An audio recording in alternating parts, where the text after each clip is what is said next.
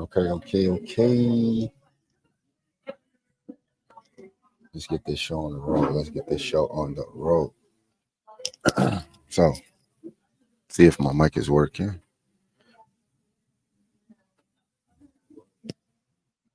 All right. If you could, just let me know if you can hear me. Okay.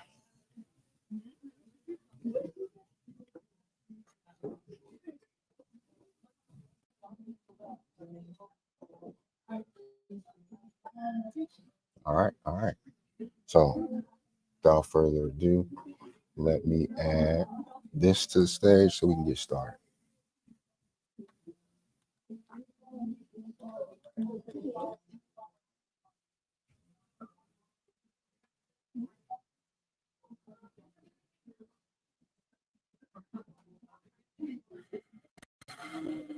Okay, so welcome. I am Science Inspire, your guide, generating, uplifting, inspiring, developing, and empowering you to live inspired every day, forever, because that's life. What are we doing? We are overcoming the impossible by conquering fear, uncertainty, and doubt. Where we're going to start is with fear. And I do want to say that if I'm lagging a little bit, please excuse me. We're having connectivity issues. You know how it goes. Once you go live, everything starts to go haywire a little bit. So, um, any latency issues or audio issues, just let me know and I'll adjust as we go on the fly. Um, so, we're going to start again, overcoming the impossible, conquering fear, uncertainty, and doubt. So, we're going to start with fear. Um, what better time than now? We're dealing with things that we may be afraid of, and we will transition from lecture series 1 into lecture series 2, which is going to be on uncertainty. Lecture series 3 will be on doubt. And then this will culminate in an event that is going to bridge it all together. So if you are present at the first, second, and third, you're automatically going to be invited to that next event that's being planned out right now. So I wanted to break it down because to start off just going through all of them, I didn't want to rush through it. I believe that these things are critical to us understanding us. So I decided to break them down into a lecture series beginning with fear. Um, and the reason behind that, or the importance of this, is to not just run through something, to not simply just talk about it and then we go on our way and we're still dealing with those issues. Um, I'm really focused on solutions to problems. And the best way that I see to create a solution to problems is to actually provide a solution to the problem. So we talk about it, and then you're given the tools that you need to overcome and conquer, because it does say overcome the impossible, conquering. So when you conquer something, that is a victory. Um, you first must overcome through discussion, through understanding, and then you conquer it. And once we conquer it, we shouldn't be dealing with the same issues. So, first question, what is fear?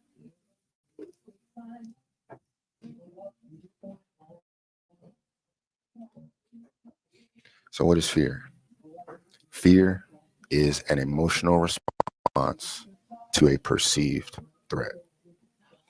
And for a lot of people, that can even be triggering in itself, because it's saying an emotional response to a perceived threat. So, perception for a lot of us is reality, though that doesn't mean that it's real. So, the things that your perception, I'll say this, It is an ability that we have not necessarily developed. So your perception has the ability to create images based off of what you see. And so if you are not developing that, then the things that you perceive are going to cause you to have an emotional response. So fear is an emotional response to a perceived threat.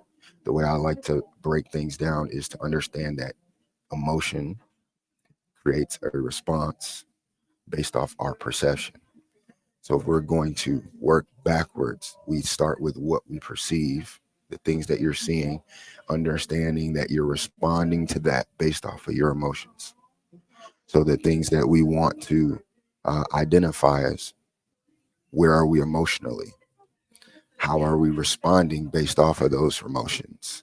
And then how does perception affect that? Uncertainty is um, the lack of knowledge or information. And these things correlate to each other. So we're seeing that uncertainty is the lack of knowledge or information. So for a lot of people, they can look at uncertainty and associate that with procrastination. Uh, and a lot of people were like, "Yeah, I'm a procrastinator. Uh, I take I may take too long to do certain tasks," and I don't necessarily agree with that. Um, to call yourself a procrastinator, you're not recognizing that you simply lack information or knowledge. So you're not supposed to move.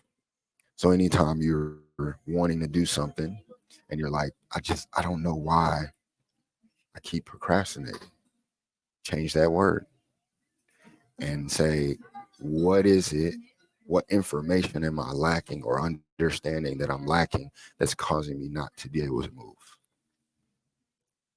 When you're able to change it like that, you empower yourself. So you're not just pointing fingers and saying, I'm a procrastinator. You're saying, all right, there's something that I don't know, and I need to find out what that is. And the moment that I have that knowledge or information, boom, I begin to move. So, in fact, you're not procrastinating at all. You didn't receive what you needed to go. It's like working and not being paid. What you gonna say? You aren't grateful? You lazy? It's like I ain't been paid. So how am I going to work? What am I working for? These things are similar. Don't necessarily label yourself as something without understanding what's causing or creating uh, that to happen. And so doubt then is the lack of confidence or trust. And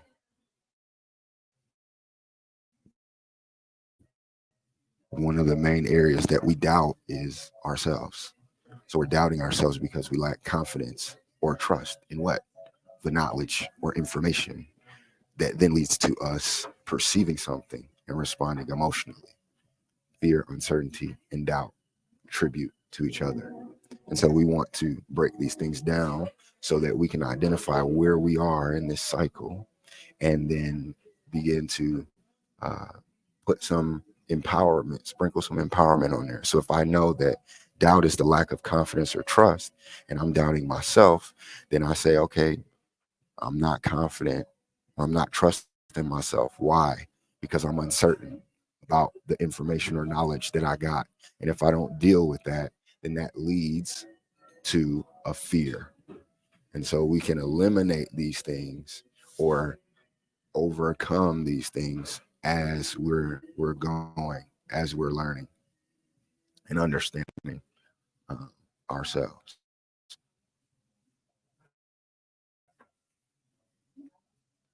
So next we're going to talk about how fear manifests in different situations and affects our decision making.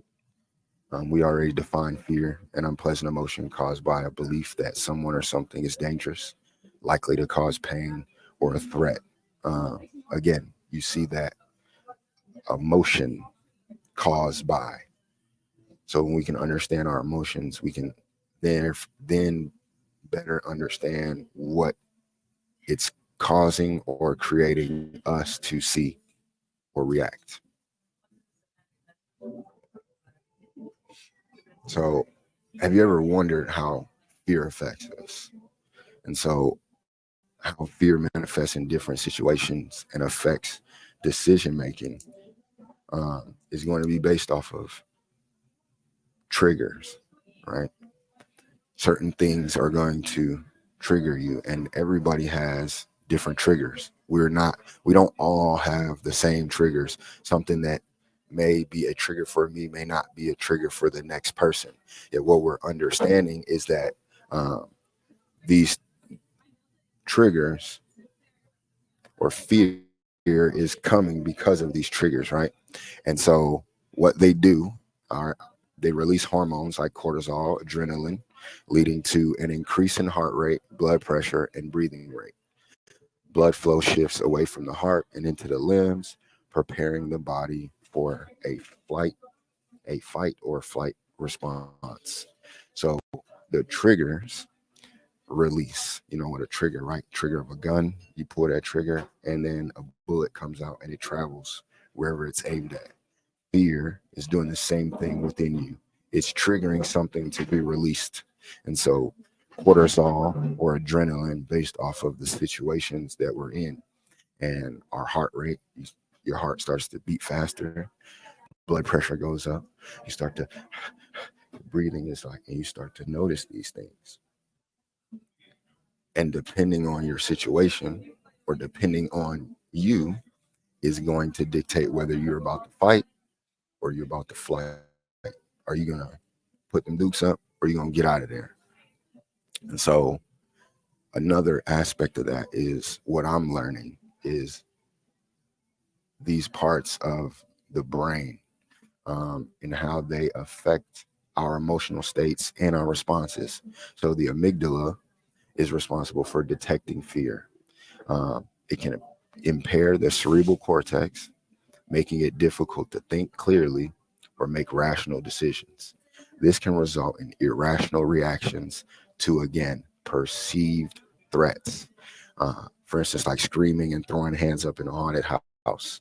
This is perfect because with Halloween right around the corner, we're able to now understand how these things are affecting us. The amygdala detects the fear, and then that is going to impair our ability to think clearly and make rational decisions.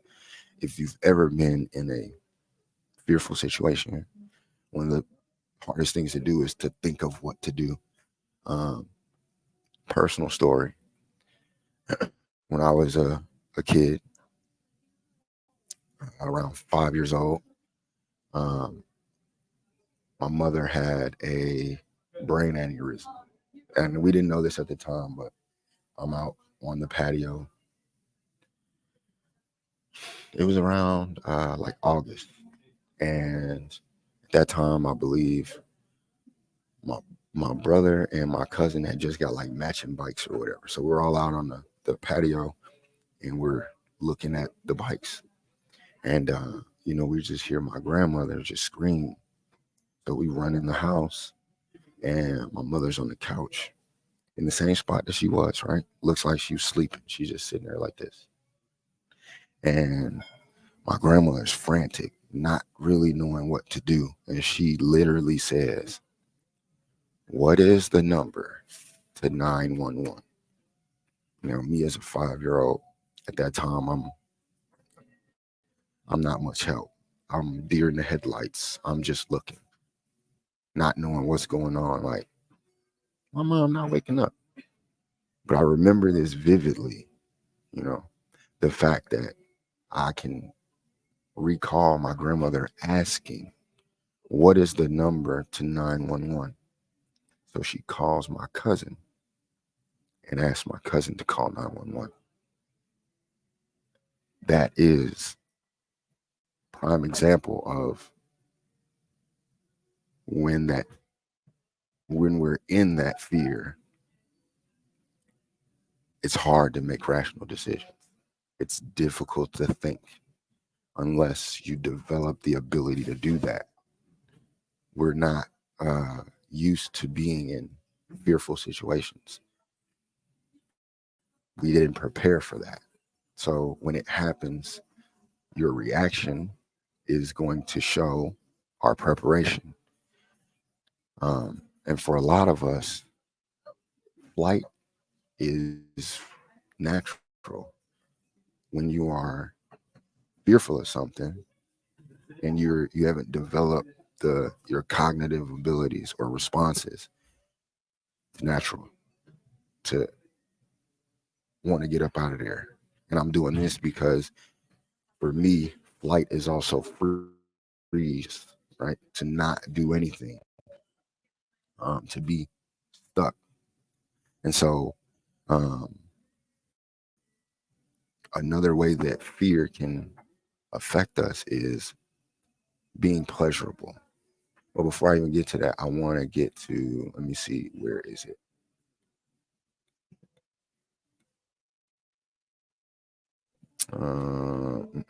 Okay, so the fight or flight mode. And we're going to talk more on this as you see. But I just wanted to jump to this to show that though we think of it as fight or flight, there's also the freeze, right? Where you're just stuck and you don't know which way to go. You don't know what to necessarily do in that situation. And so this series is going to develop our responses, our understanding of what we can do when we're in these situations. So let me go back. Um, we're going from how fear affects us into understanding that those effects aren't always negative. Have you ever noticed that people who love roller coasters, haunted houses, again, happy Halloween, horror movies, enjoy the feeling of being scared or stressed?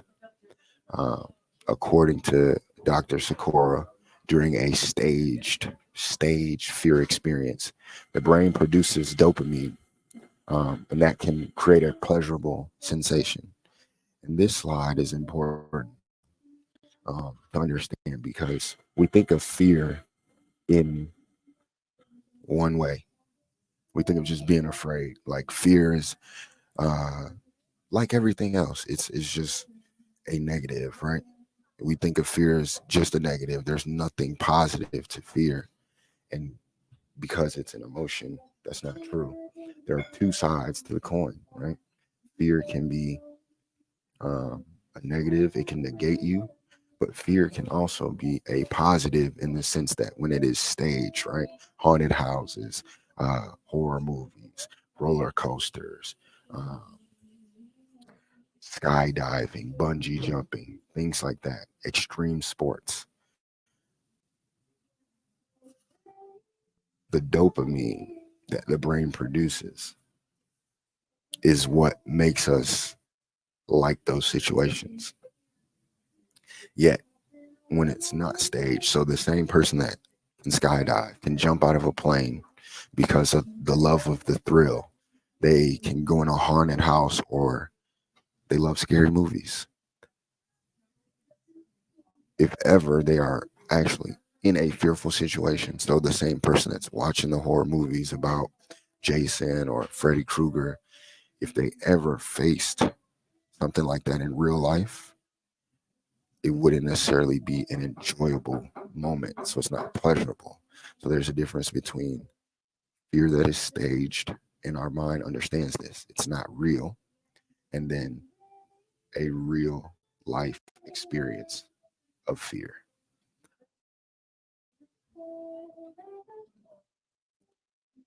Fear, again, a positive aspect, keeping us safe. Fear can keep you safe. How can fear keep me safe? Like, if I'm afraid of something, how is that keeping me safe? Um, So, like I just said, to fear something, meaning there's a dog right there, and now you're afraid. That's a fear of yours, or spiders. You're afraid of spiders. To fear that and to actually experience it, that's not when it keeps you safe. Because when you're in it, you're already in it. How fear can keep you safe or be a healthy, positive emotion is identifying these things so that you avoid those type of situations.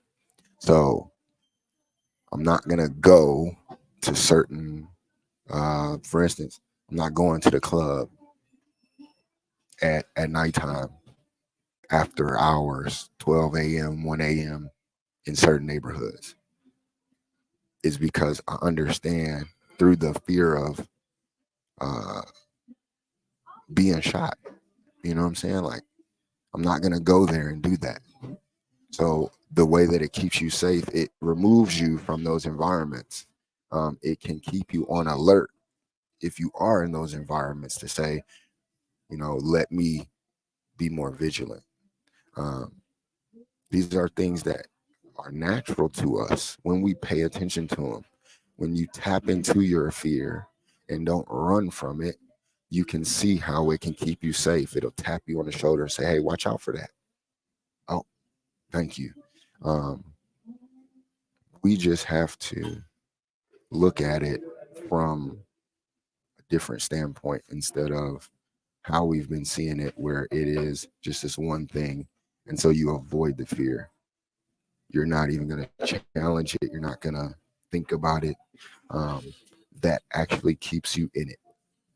When we are, for instance, when I was in the Marines, we developed based off of our fears. So you know that when you do go overseas and you're in this foreign country during a time of war, that they produce IEDs or improvised explosive devices. So our training was to combat that. The fives, tens, 25s, the way we look around, the way you patrol, the things that you're doing in that environment are what keeps you safe in that environment. However, it can also have negative consequences. We understand that. The negative consequences are going to be the manifestation of these fears and these phobias. So, the types of fear, differentiating fear, anxiety, and phobias. So, we're just going to talk about this for a little bit. Um, the psychological aspects of fear, or these different types, right?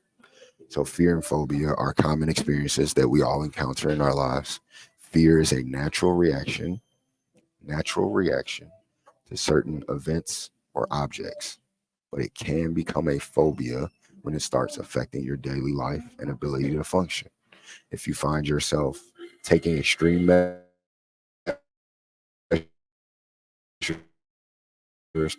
to avoid situations involving that you have developed.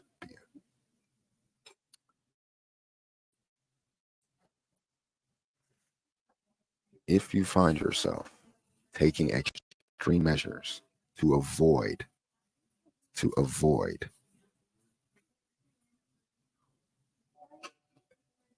then it's possible you have developed a phobia. And I just sit and think because I don't want to say you have, because it's not necessarily the case. Yet when you start to notice, I'm not, I'm avoiding these things. Remember the slide before that, going back real quick. Fear keeping you safe. When you begin to avoid it, now you're not in that safety net. Now you're not using it in a healthy or positive way. You are negating that because avoidance, think about it. When we avoid our problems or the issues, you don't deal with them. They don't go away. You're not going to avoid something and then it's like, oh, thank you. Because if that was the case, we could just do that in life. We're just gonna avoid it. I'm not gonna go over there. I'm just gonna avoid it. That's actually what keeps it reoccurring. Our fears continue to occur because we avoid them. And us avoiding that, it then develops into something deeper. This is where phobias and anxieties come from.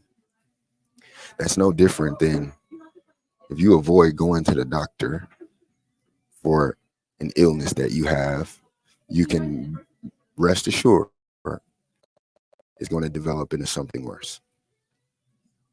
And so, how many times have we seen that?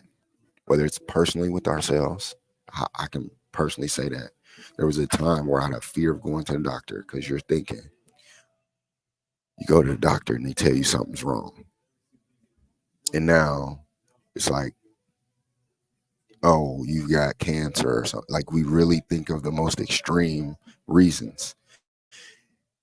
And so us avoiding that, and then we'll justify it by saying, I remember when my mom went to the doctor and found out this. Matter of fact, utilizing that personal experience with my mother, the avoidance, not going to the doctor, attributed to that situation happening.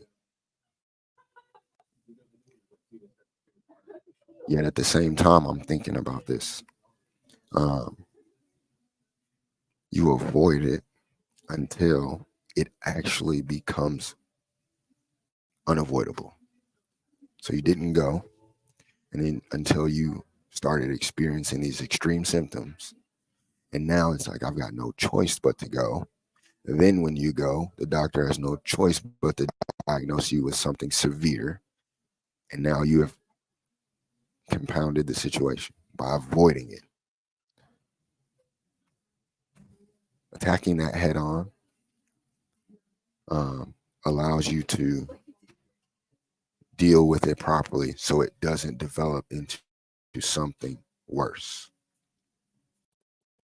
like an anxiety, like a phobia. At that time, it's it just increases the difficulty. Nothing is impossible. That's why we're saying overcome the impossible, because nothing is impossible. You just increase that difficulty. And so understanding anxiety creates a chronic sense of unease rather than preparing for an immediate threat. This can result in tense muscles, avoidance of potential threats, and an increased vigilance for possible dangers. Anxiety can be so intense that it can lead to misinterpretation of social cues and misreading of others' facial expressions. In some cases, it may even cause us to feel unsafe.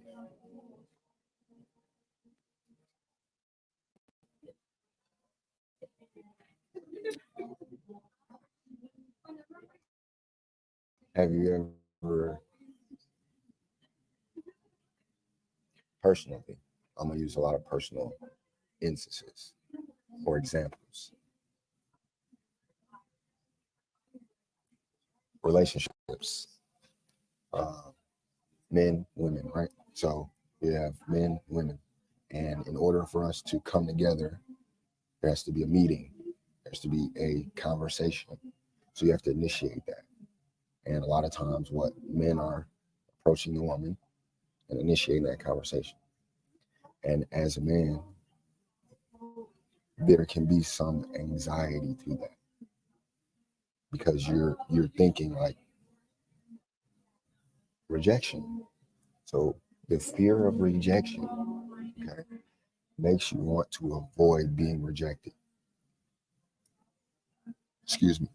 So what are we gonna do? I'm not even gonna put myself in that position. I'm gonna fear rejection to the point where I'm not even gonna do a thing. So let's say I see a young lady and she's attractive, but because I fear rejection, I'm not gonna go and say anything to her. I'm gonna sit there and kind of like look away, look shy, You know, do those little cues when it's like, okay, if you're on the other end of that, you're probably like, what's wrong with this person? They keep looking over here and turning away. Um, but on this side, you are so fearful of rejection, you're just gonna avoid it. So I'm not gonna, nope, whatever, forget it. And then it can be so intense that you misinterpret all the cues, whether she likes you or he likes you, you're misreading it. You have no clue what's going on. So um, their facial expressions, their emotions, um, you read them wrong. You can think that a person is upset at you when it's not the case. Um, you can take someone's smiling and misrepresent that. Well, they're not smiling at me; they're probably laughing at me, and we start to drive ourselves into craziness, right? You start to make yourself feel more unsafe. That anxiety, now your tense muscles. You're going to avoid the situation wholeheartedly. So, personally, where did I experience that? Public speaking. I used to fear this so much that I would avoid it. I would never do anything like this. I would never talk on camera, would never talk in front of people. The thought of that made my muscles tense up, made me sweat, start shaking. Uh, and then you start stuttering. You lack the confidence. And then it just downhill from there. You start to shrink, make yourself smaller. Now you feel unsafe and you just want to get out of there. And I didn't recognize that I was creating a lot of that because of my fear of doing it. It was the rejection aspect. It's who's going to listen to me talk, right? What do I have to say that's worth hearing? So if we're understanding this correctly, what we're talking about is going back a few slides, right?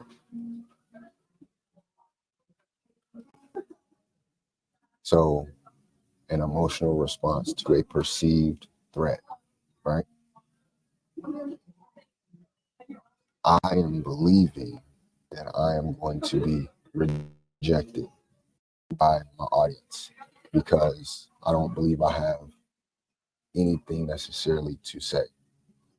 Uh, so I took something that's natural and I created an unnatural reaction. It's natural for you to be nervous, for you to have a fear. What's not natural is for us to avoid these things. So us avoiding these situations is the unnatural part that increases our phobias, that creates those anxieties. So whenever I'm now understanding myself, so I used to say, oh, I got anxiety or this is giving me anxiety. And now I know what that is. It's like I'm avoiding something because that anxiety is not the natural thing for you to have. We're not walking around here saying, yes, I have a disease. Disease is not natural. And so us avoiding something creates something else. Uh, that is bringing to my mind that energy cannot be created nor destroyed. It's just transmuted. So because you avoid it, it turns into something else and something else. And so we have to begin to address these things, to believe in yourself and take action.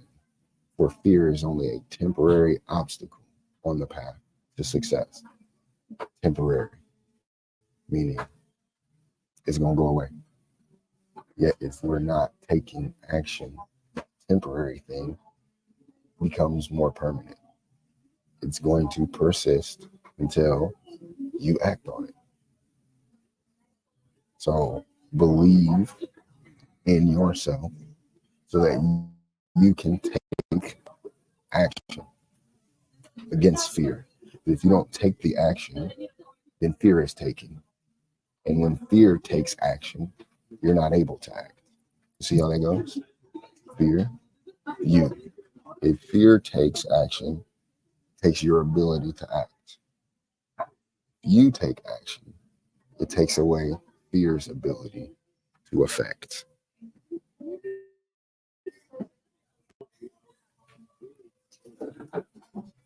So, psychology of fear.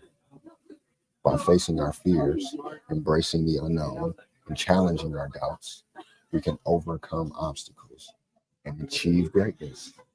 Believe in yourself. That's one of the most important aspects of this and is a reoccurring theme to believe in yourself. Because right now, we are believing more in fear than we are believing in ourselves.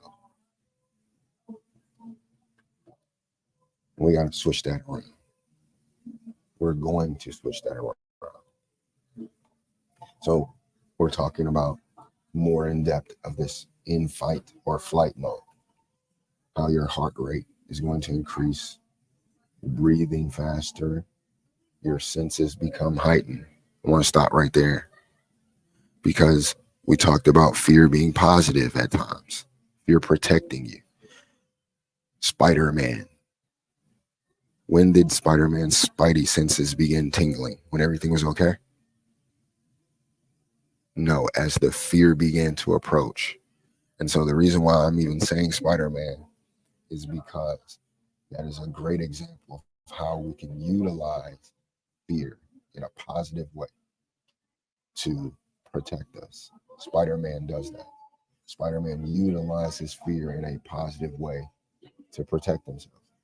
The moment that Spidey senses tingling, he doesn't ignore it. He's like, and then all of a sudden, bam.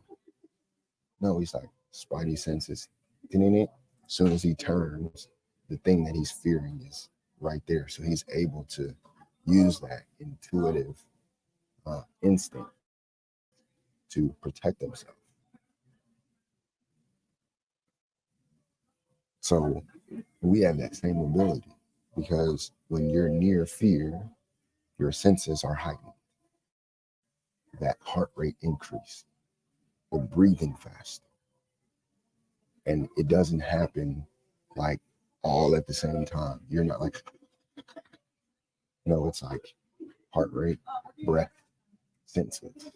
So when you can become more in tune with yourself, guess what you do? You take charge. And now you're like heart rate increasing, breathing faster, danger. What fear is in the air? Now I can prepare myself. Oh, there's a dog. Okay, I'm not going to fight or flight. This is that moment where we're saying, what am I going to do when you are aware? Before you're aware, you just react. That dog is there, and you're just frozen in fear, or you run,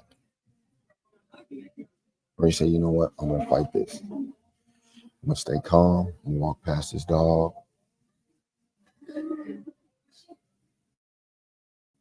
We have the ability to choose our reaction, fight or flight, get in or get out. And when that happens, the things that are happening in our body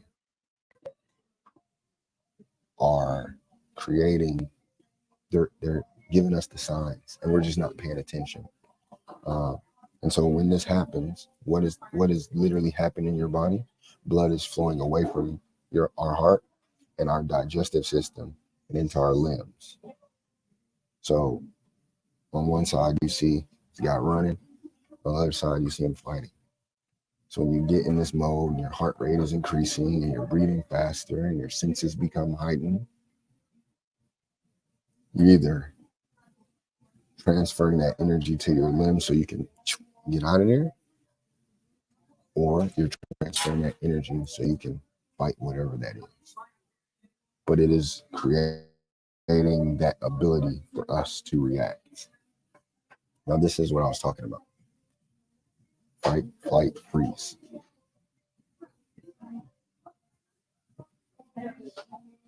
You're either gonna attack this thing head on, you're gonna run from it, or you're gonna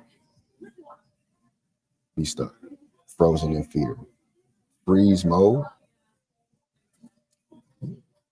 instead of that heart rate increasing, it decreases. So when your heart increases, it's not simply just for fear. It is a heightening, raising of the senses. Nerves happen, like I said, you're going to present breathing faster, your senses are heightened, you're more aware. You can utilize that. However, when you freeze, decrease. You become immobile. You're not moving. So again, what situations these occur in will dictate whether it's positive or negative. So that's why it says freeze mode can have a protective function, right? In the natural world, possums play dead as soon as they say, oh. And there's a lot of times where you've heard of, oh, they're just playing possum. They're pretending. So where there's a natural animal instinct to do this, when we do it as humans, that can prevent us from defending ourselves, talking in a way that's coherent so that you can be understood. It creates that confusion, the lack of ability to do something. They say, why is he protecting himself? He's frozen. He doesn't know what to do. They shut down. And I don't know whether you have heard that before, where I've been in situations where the conversation has been so intense, the argument where a person just like, they're just frozen, you know? They're just like, look, I just completely shut down, non-responsive. They're just, it's frozen. When you shut down in that conversation, the thought is that you're protecting yourself from the overwhelming the emotions in that conversation. And though you may be protecting yourself on one hand, you're also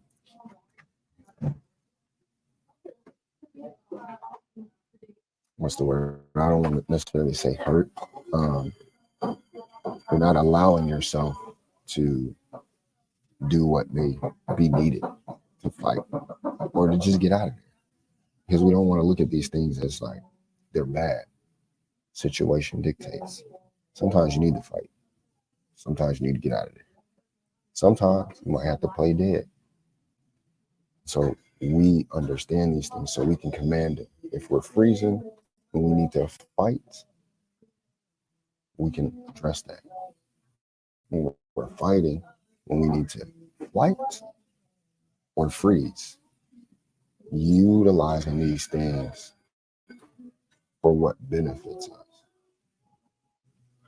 Your wellness might be taking a hit if you're noticing these telltale signs of fear, anxiety, or phobias.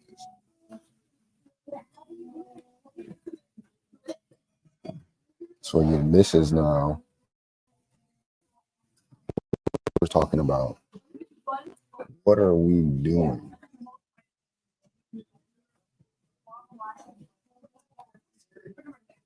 What is happening? Or the things that cause us to be fearful and the impact that they might have on us, right? So noticing these things will let you know fear, if you're experiencing fear, or did you avoid it? Now it became an anxiety, or is it embedded in you and now it's a phobia? So do you find yourself steering clear of social occasions? You're not one to go out and I'm not gonna go out. I'm gonna stay home. Excuse me. So you're avoiding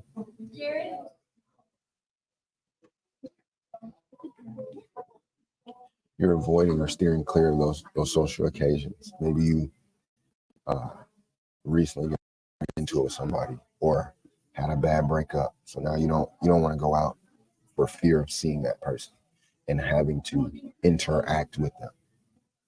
So again, what are you doing in your mind? Creating these unnecessary perceptions. I don't want to go to that event because I fear that I'll see him or her there. And then seeing them is not a big deal. So you see him. So you saw your ex. Okay. You either speak or you keep going. So we create these unnecessary perceptions or unhealthy perceptions based off our fear. And then that causes us to avoid things that may do us good. That social occasion, someone's birthday, party, an event, whatever it is, that may benefit you, and yet you avoid it out of the fear of something or someone else. We limit ourselves. We're not limited. We limit ourselves based off of our perceptions to the things that we see and experience. So you really want to do something, but your fear of whatever experience or reaction is causing you not to do it. And the more that you avoid that thing, now it's an anxiety. As soon as you hear that person's name or see their picture, heart beating fast, and you're avoiding what you need to do. We got to go head on to these things because look at what's happening to us when we're avoiding. Are you constantly fretting to the point where you can't catch some sleep?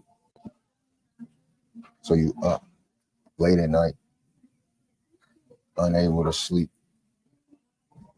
So then the next day is hard because you didn't get the rest that you needed because of your fear keeping you up, constantly going through this thought in your mind over and over again. These are the things we're doing to ourselves, and we can overcome these things. Matter of fact, it's our duty to do that. You're not here to avoid. You're here to express your full capability to become that superhero. A superhero is someone that went into the danger. The spidey sense. When do we see Spider-Man say, my spidey sense is tingling, let me get out of here? No. It allows him to identify that there's danger around. And then he can choose how he needs to handle the situation. There's times where we see Spider-Man see something, it's like Spidey sense tingling, a building is falling. He's not just gonna freeze. He ain't gonna turn around and fight the building that's literally falling.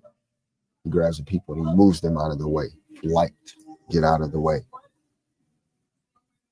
So I hope you're seeing how you can utilize fear to be empowered, not utilizing fear to devour and allow us to not be able to move. Do you give up essential routines or refuse to take on new activities? Are you stuck in the same rigid routine or find it impossible to leave your safe haven? You just stay in the house. I'm safe in the house. I'm not going outside. During COVID, a lot of us had this. Um, Uniquely, I was in a position where I was an essential personnel. So I had to go to work each day. And so I had to leave that place that was my safe haven, which was home where my family was, to go out into uncertainty. We didn't know what was out there, you know, yet here we are going to work each day or needing to develop a safe haven and then to feel safe there. And some of us got stuck there and we didn't come out.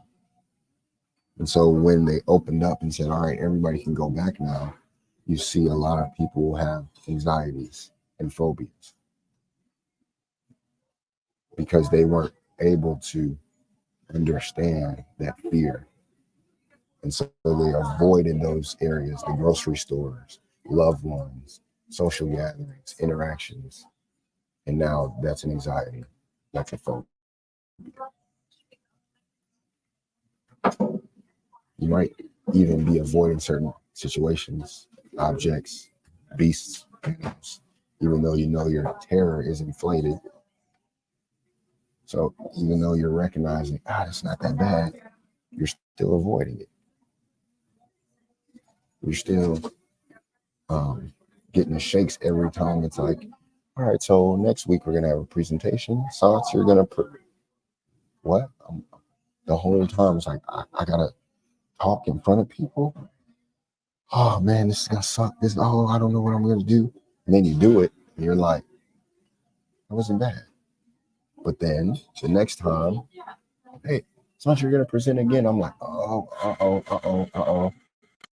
Even though I know that the last time wasn't that bad, I'm inflating it again. It's like wanting to avoid that thing. Just because I did it, right, didn't mean I wanted to do it. And so I wasn't able to develop the understanding needed to make it a reoccurring thing. Now you accept that and you say, all right, that thing is fearful, yet I need to do it. You deflate that fear. So now the next time, it's something that, yes, I was afraid of doing it, but because I want to do it, I'm more capable to do it. Because I want to speak, I'm more likely to overcome these things or not let them devour me. When I do this, it's going to say, okay, take a deep breath. Now the shakes are ceasing because you're doing something to assist in overcoming that. You're not just allowing yourself to just feel that empowerment, overcoming, conquering.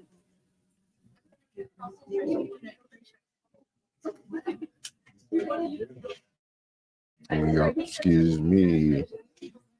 Remember, I told y'all about those technical difficulties. Okay. So, the importance of overcoming fear, uncertainty, and doubt. Again, the path to success is never easy. However, by facing it's my fear, I'm facing it and embracing uncertainty and pushing through doubt, we can conquer any challenge. So let's talk about overcoming fear.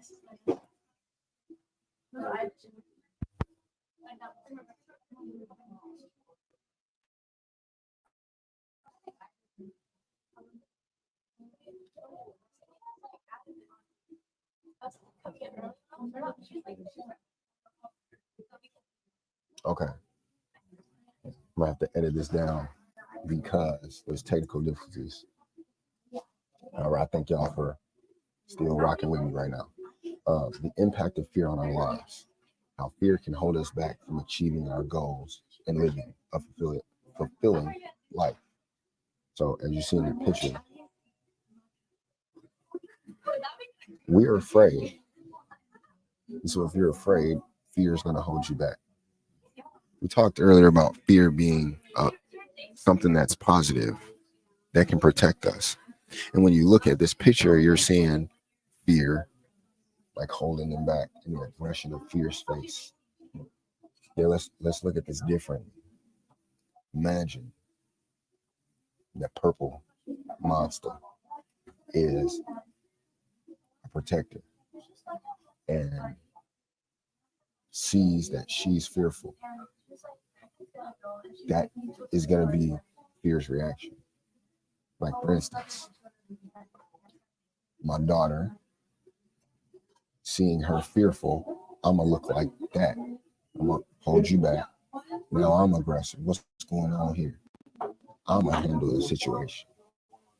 So, on one hand, fear can hold us back, and it does. When we're not empowering ourselves, when we're not understanding, fear holds us back. It's limiting. Yet, as we begin to understand that, fear doesn't have that same impact. Now, fear is saying, hey, wait a minute. That's that dog right there, the pit bull that you're afraid of. And it's up to us to say, it's okay, fear. I'm good. And now fear is going to release that grip because now you're empowering yourself to say, I'm going to go towards that thing that I fear. So when we look at it and say that it holds us back, yes, it does. Yet it's not necessarily a negative thing. Fear doesn't come out and say, I'm just going to destroy people. No, it's you being fearful, and the fear is now protecting you, holding you back from experiencing that. And you can tell fear to take a back seat. I don't necessarily need you to do that. So when we struggle with anxiety, fear, and phobias, you want to eliminate or avoid the experience. This is what we're just talking about. Eliminating or avoiding that thing because I don't want to deal with it.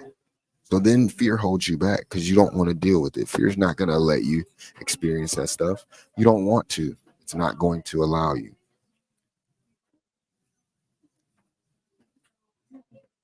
Even though it says it's impossible, it's very possible. We do it.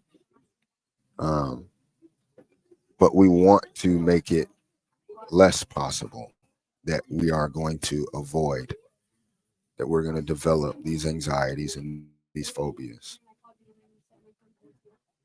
So the purpose that they serve when they occur in small, manageable, meaningful doses can be used to empower you in certain situations.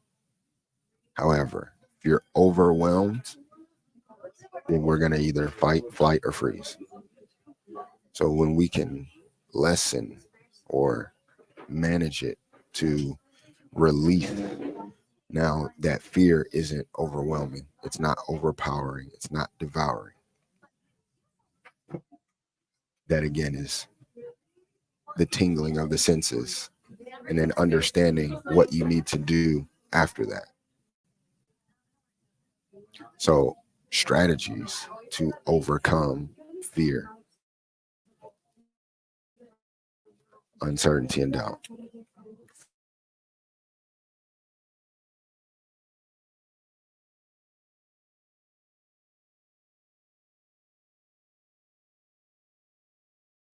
You want to break the problem into smaller, more manageable. You want to break it down into smaller, more manageable pieces because the saying is never bite off more than you can chew. So you just took a big bite and now it's hard to chew.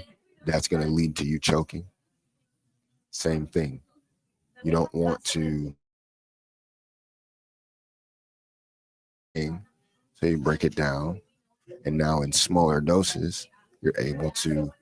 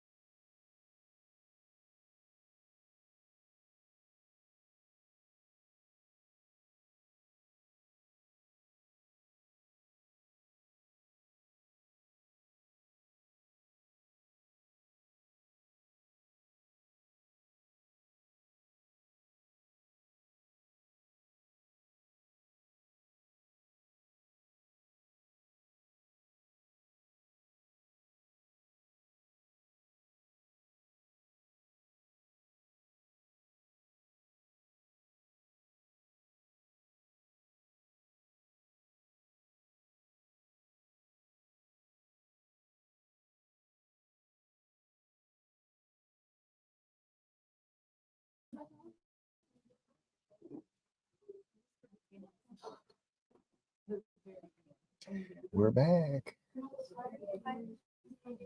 Let me load this back up.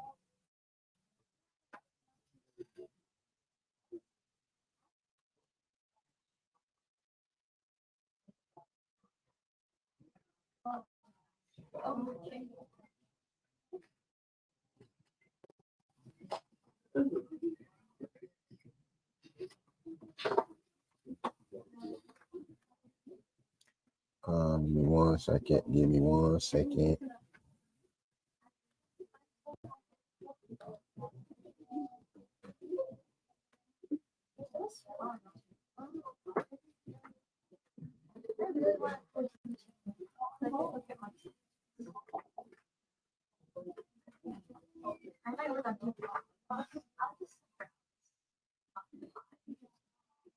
Can you see me now? Okay. All right. Let's get back to it. Let me get back to this slide. Again, thank y'all for being patient. This is crazy. Once the show must go on, they say, right?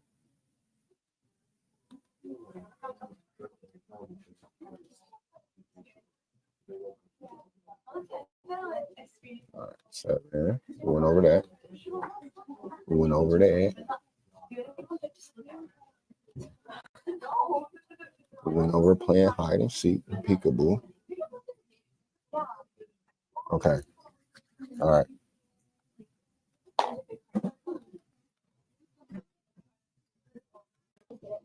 Here we go. All right. So now we back. So, gather my thoughts real quick. Talking about the struggle that we have with anxieties and phobias.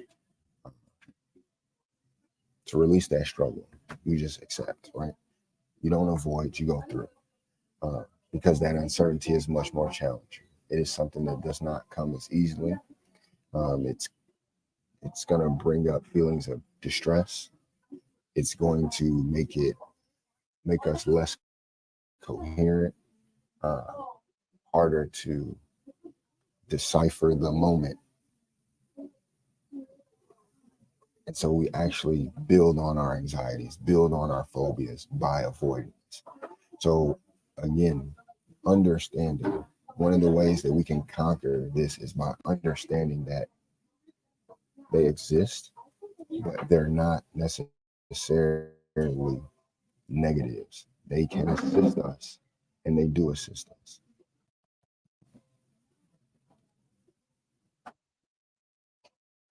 We're talking about breaking it down into smaller, more manageable pieces, focusing on the present moment and taking action. Let's talk about some of those actionable steps that we're going to get into.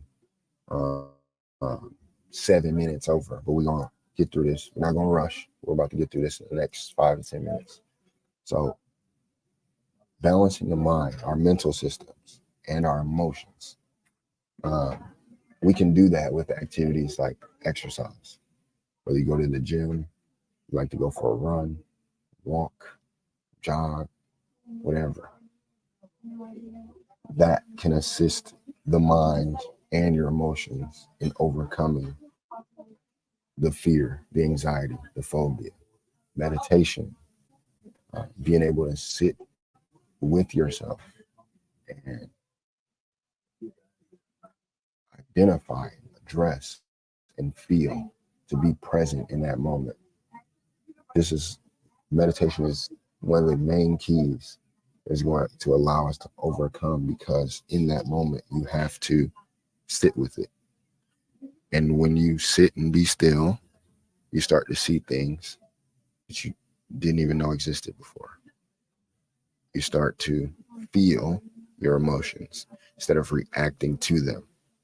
And one of my favorite and best ways for me is qigong or breath work. I normally do, normally I've begun to do qigong pretty much every single day. At first I was like learning how to do it. Then it was just maybe during the weekday or right before like an event like this, I'll do qigong in the morning. But now it's like every day, because I started to recognize what these things do to better equip me for what I'm going to experience in that day. And so for me, it's Qigong. For you, it may be yoga. It could be Tai Chi. Um, these are practices that involve moving our energy, being able to feel it and move it around. Breath work. This morning, and I'm going to say this real quick, just a personal example. This morning, last night, went to sleep, everything was good. This morning, I woke up, did what I needed to do, went in the kitchen to boil water for some tea, drunk just a shot like of apple cider vinegar, cayenne pepper to open up and push this mucus and stuff down. Now, this was something that I normally would do on a daily that I haven't done in a while. I take that shot of apple cider vinegar, that cayenne pepper. I'm walking to the bathroom, running my bath water. By the time I got in the bathtub, I'm breathing like I was when I was a kid and had asthma. I'm talking, I'm just sitting there like, what in the world? Like, what's going on? And because I've been doing the work, I can acknowledge where it's like, I'm now confused. I'm uncertain. So I don't have enough information or knowledge to know what's going on. So now I'm like doubtful about this presentation. Like I gotta do a lecture later on. Now I'm not feeling good. How's that gonna impact? And then I remembered breath work. I started to do my breath work, deep breathing.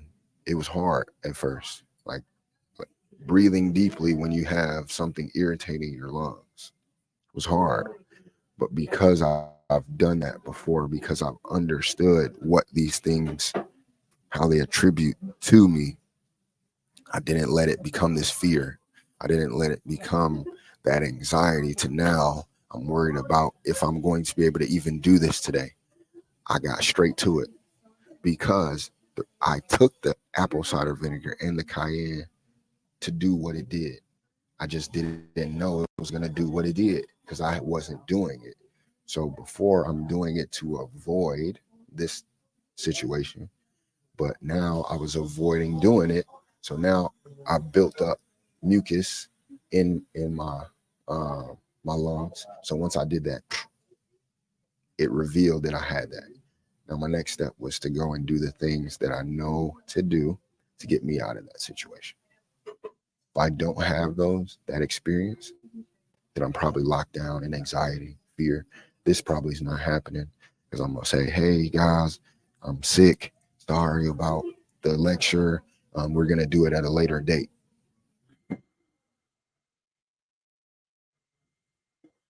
Taking the necessary steps and putting them in play. Another aspect of this, we're talking about exercise, meditation, yoga, qigong, breath work, journaling, writing down your thoughts and your emotions about that situation, how you felt, and going back and reading it is very, very powerful. It helps you overcome because it's allowing you to analyze areas that maybe you weren't um, able to see before because we think I'm gonna remember it and then something else happened, memory gone. Write it down, journal your feelings so that you can come back and be like, dang, I did feel like that last month and I got over it. So these are empowerment steps. So practical steps that help you conquer your fear head on. Learn to trust yourself. Really, I'll take away all the rest of these if we can do number one. Learn to trust yourself. That is going to pretty much eliminate everything else. But when we aren't able to trust ourselves, it's going to compound everything else. So trusting yourself and your abilities can help you overcome fear and take action. I just told you about my experience this morning. It was only because I trusted in myself that I was able to take action and say, you know what? Not today. And as you hear me talking, I don't sound nowhere near how I sounded this morning. Taking ownership of your life. So if you trust yourself, Guess what the next step you're going to likely do without a problem? Take ownership, accountability, responsibility for your life and your choices to be more in control and less fearful. That's why the fist with the key to believing in yourself, taking ownership. So if we haven't learned to trust ourselves, there's no way we're taking responsibility or ownership over our lives. So these two things correlate. If I take ownership and responsibility, I begin to trust myself more. I don't trust myself more when I'm not willing to take responsibility and ownership over my life that I'm living. Other people may play a role in your life, but it's your life to live. This acronym, if you're able to write this down, please do it. Fear, face everything, and rise. When you're able to create acronyms from things, that's another empowerment step because now you have taken what everyone else recognizes as fear. And now you're saying, whenever I see fear, for me, that means face everything and rise. So when here comes that dog or that spider, and it's like, I'm gonna face everything and rise. I'm gonna face this spider head on. Whatever you choose to do, if you kill it, hey, that's if you shoo it away, sweep it out, whatever you do, as long as you face everything and rise, you don't want to lower yourself in defeat. We talked earlier about what happens when our senses are heightened versus when they're lowered. Number three, identify the components of your fear. Understanding the root cause of fear can help you develop a plan to overcome it. Proper preparation prevents poor performance.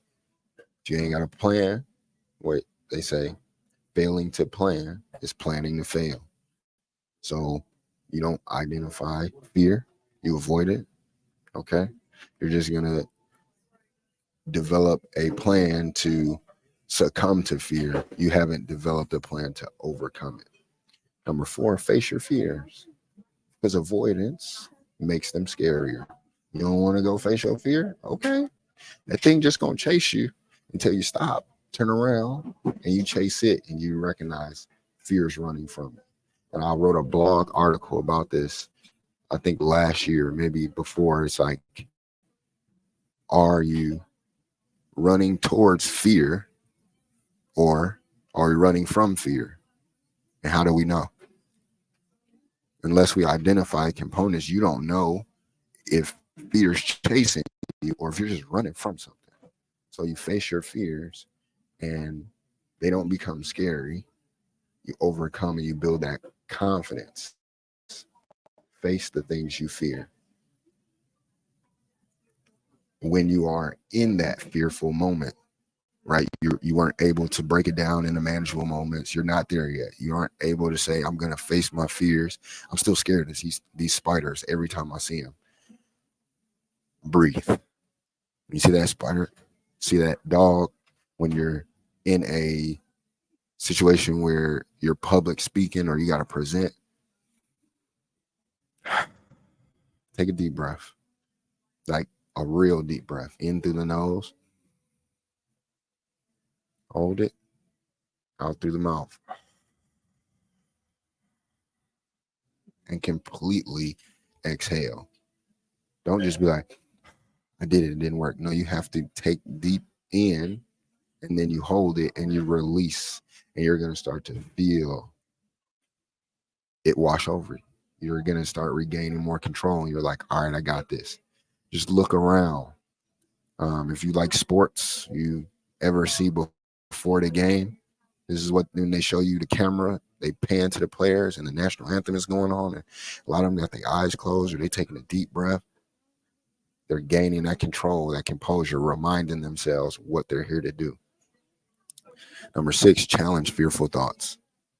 Sometimes helps to challenge fearful thoughts by looking at the evidence and asking if your fears are based in reality. Again, are you running towards fear or running from it? This is the challenge that we have to take to identify what we're doing. Visualizing a happy place. Think on happy thoughts. Think on happy thoughts. Dorothy, I wish I was at home while she's clicking her heels. And then all of a sudden she's at home. The whole movie, you ain't know she was in fear. And then all of a sudden you realize that when she wished she was at home, she was at home. She woke up. She got herself out of that fearful moment by doing all of these steps. The whole movie Wizard of Oz is a breakdown of what we're talking about. All 8 steps. Trusting in yourself, overcoming, not avoiding the fear, going to it. She used to run from them monkeys, and then all of a sudden, she's like, nope, not afraid no more. The yellow brick road symbolized that. You had to follow this road until you overcome your fear, and you went to the Oz, and he wasn't even real. You had it in you the whole time. And if all else fails, and you're not able to do that, seek professional help. Seek, and you shall find. Go out to professional help, and you'll find assistance in developing your abilities to overcome, because you all have them. Whether or not we develop them is another question, but we all have that ability. And so I'm going to wrap it up right there, letting you know that we all have the ability to conquer this, to overcome it. And as we overcome things, we conquer them. We get stronger. We become more confident. And that eliminates those things from happening in the future. So I do want to thank you for joining me. We are going to continue to overcome our phobias, our anxieties together. And so, last thing I want to do, just a few minutes.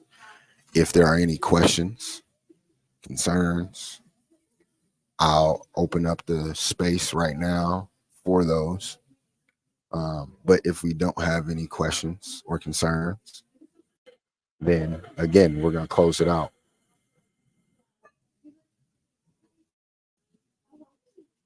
So I just want to thank you for just being here.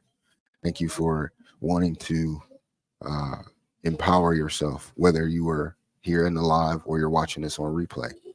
The steps that you are taking right now are going to be beneficial to you taking charge, believing in yourself, and conquering fear, uncertainty, and doubt once and for all. Again, this was lecture 1.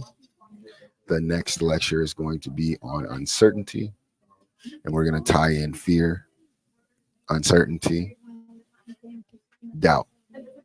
And at the end of that, the third lecture, you unlock that bonus where we're going to give you the tools, connect you with some bona fide individuals who are subject matter experts in each of these areas.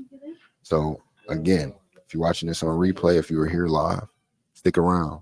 We're going to do it again next month for November and December. You want to get the tools that you can use to overpower the fear and uncertainty and doubt that has been regulating or running our lives. No more. We done with that. We done with that. We are now in the driver's seat. So again, thank you for being here. Most importantly, for taking yourself seriously, believing in yourself enough that you're willing to do the hard stuff, because that's where we getting all the reward, benefit off of your success. Until next time, I am Sans Inspire, your guide generating, uplifting, inspiring, developing, and empowering you to live inspired every day forever, because that's why. Thank you again. Hope to see you back next month. But this week you will receive the email replay for this. as well as the next steps for what to do to get in on next month and to stay connected within the community that we're building. You are what you believe, inspire.